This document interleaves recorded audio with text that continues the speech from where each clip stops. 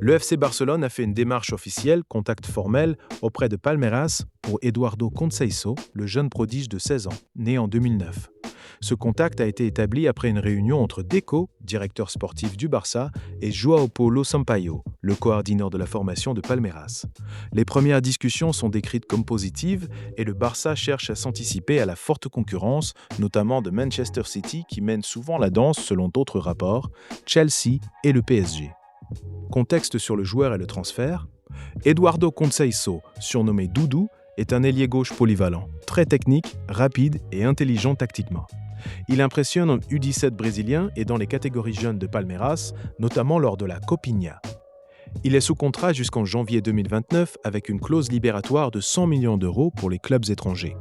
Palmeiras serait ouvert à une négociation autour de 50 millions d'euros au total, partie fixe plus variable bonus. Important. En raison des règles FIFA sur les mineurs, le joueur ne pourra pas rejoindre l'Europe avant janvier 2028, quand il aura 18 ans. Le Barça mise donc sur une pré-accord pour le sécuriser à long terme. C'est une stratégie classique de Deco. Investir tôt sur les grands talents sud-américains, comme ils l'ont fait avec d'autres pépites brésiliennes. Elle correspond à la stratégie du club catalan pour l'été 2026. Il y a un consensus interne sur la nécessité de recruter 2 à 3 joueurs de haut niveau pour hausser significativement la qualité de l'effectif afin de pouvoir rivaliser sur tous les fronts, avec la Ligue des Champions comme objectif majeur après plusieurs éliminations prématurées ces dernières saisons.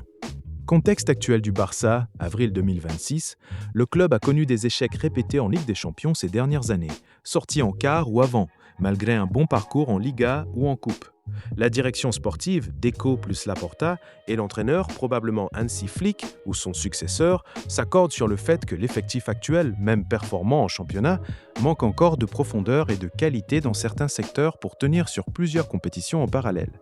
L'objectif est clair, passer un cap en Europe où le Real Madrid et d'autres cadors dominent. Quel poste pourrait être ciblé ?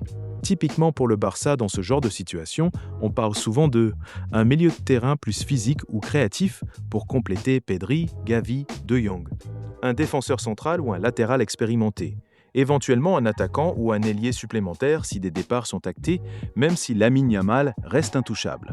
Le club veut éviter de tout révolutionner, politique de stabilité, mais injecter 2-3 renforts ciblés et de qualité sans exploser la masse salariale.